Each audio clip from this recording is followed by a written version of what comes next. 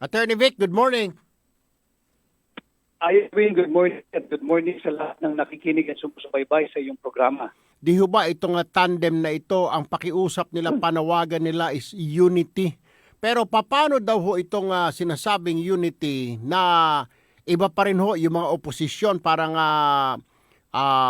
iba yung kanilang adhikain, maging sa administrasyon, sir, na alam naman ho natin magulang, tatay ni BP aspirant Sara, yung kanyang ama.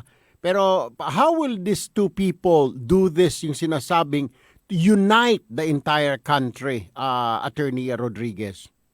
Essentially, the message of unity is unity amidst our diversity. Aha. Unity in diversity dahil hindi naman hinihingi ni Bongbong Marcos at ni Mayor Inday na unity tayo, sumama ka na sa Partido Federal, sa lakas CMD at hugpong ng pagbabago. Hindi yun ang ibig sabihin. You can maintain your own political group or groupings, subalit pag nag-usap na tayo patungkol sa nation building, kalimutan natin yan. Ang tanong lang is, o ikaw Erwin, anong may aambag mo? Right. O ikaw Vic, anong may aambag mo? Ambag-ambag tayo sa nation building. Pero hindi ibig sabihin yan, magsama-sama tayo under one party. Hindi. Ang sabi nga lagi ni Bongbong Marcos, tirahin na ninyo ako araw-araw. Subalit, pagdating sa usaping pambansa, magtulong-tulong tayo, pag-usapan natin ang nation building. Uulitin ko, ang sabi niya, at ni Mayor Inday kahapon, malinaw sa tandem ni BBM Sara Unitin that this election is all about the future of the Filipino and the future of the Philippines. So, hindi naman po nila hinihikayat nitong dalawa ni BBM at Inday Sara na sumanib sa kanilang puwersa, kundi when they said unity, united, makiisa, ika nga, when we already talk sa paano labanan ang COVID, paano tayo makalagpas dito sa pagkakalugbok sa COVID. Is that what they mean, Attorney Vic? No matter what color are they in right now? Tama, Erwin. Yan ang pag-usapan natin. Lalo na ngayong kampanya, naiintindihan naman natin.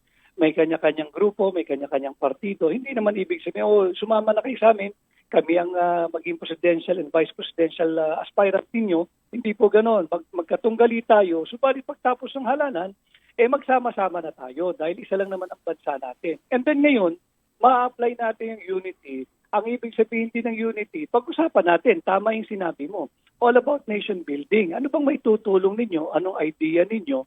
Anong makukontribute ninyo? Tigilan na natin yung gutter politics, yung mudslinging, yung character assassination. Lumang politika na yan. Dito tayo sa bago, sa hinaharap. Ang pag-usapan natin, all about nation building. Alright. Panghuli na lamang, sir, kasi may mga nagtatanong, bakit ayaw daw sumagot ni BBM sa mga batikos, hindi lang sa batikos recently, kundi pati sa mga ibang kalaban, sa ibang mga partido. Wala daw bang masabi ang BBM? At bakit daw tila tahimik, ayaw sumagot sa mga paratang na yan, Attorney Vic? Tama po, wala pong tahimik talaga si Bongbong Marcos, walang maisagot na mga negatibo. Ayaw po niya makipagbangayan, ayaw po niya makipag-away, ayaw po niya makipagbasag ito. He is focused on what he has been doing at siya ay nakatuon lamang dito sa pinag-uusapan nating nation building at ang kanyang adhikain ay patungo sa hinaharap. Kaya wala po kaming panahon dito sa mga gutter politics, dito sa mga pilit na pinupukol na kasinungalingan. Nakafocus lang po kami dito sa aming positive campaign at hinihikayat namin ang mga katunggali ni Bongbong Marcos, tigilan na ang gutter politics, maawa po tayo sa ating bansa, ang pag-usapan po natin ay nation building, tigil na po, tama na po yung character assassination, tama na po yung mudslinging, tama na po yung pang-aapi sa inyong mga kapwa-kandidato. Attorney Vic Rodriguez, Legal Counsel and Chief of Staff, the Presidential Aspirant Bongbong Marcos. Sir, maraming salamat po. Magandang umaga po sa inyo. Maraming salamat, Erwin. Mabuhay ka. Thank you. Samantala, bayan, nasa linya rin po ng aming komunikasyon ang isa sa mga batikang political analyst. Walang iba kundi si Professor Dindo Manhit. Magandang umaga po, Professor Dindo Manhit, sir. Magandang umaga, Erwin. Magandang umaga sa mga tagapakinig mo. First time po yata nung tandem na Bongbong Marcos and Sara Duterte kahapon, yung tinatawag na Uniteam. Ano ho ang basa ninyo sa mensahe or nakita kaya ng mga supporters nila, pati ng mga kalaban, ang mensahe na dala ng kanilang tandem kahapon, Professor? Yung paglabas nila together ay pinapakita na talagang magkasama sila kahit nababalita. Diba na iba ang ini-endorso ng ating Pangulong Duterte. So magandang hakbangin yan para sa kanilang grupo and really to build and generate support from the general voting public. No? Kaya kung makikita natin itong patuloy na pagkasama ng isang dating Senador Marcos at si Mayor Sara, makikitang magkasama at united sila amidst all the noise na nababatikos tungkol kay dating Senador Marcos. Sir, ano ang basa mo rito doon sa mensahe ni Inday Sara? Protektahan nato or let us protect our candidates, let us protect our president, and let us protect BBM. In English po, pero Bisaya niya dineliver ito. Ano ho ang interpretation niyo rito? It's a strong endorsement na kung kayo ay sumusuporta sa akin, Mayor Sara Duterte, sumusuporta sa Duterte, dito ang linya ko.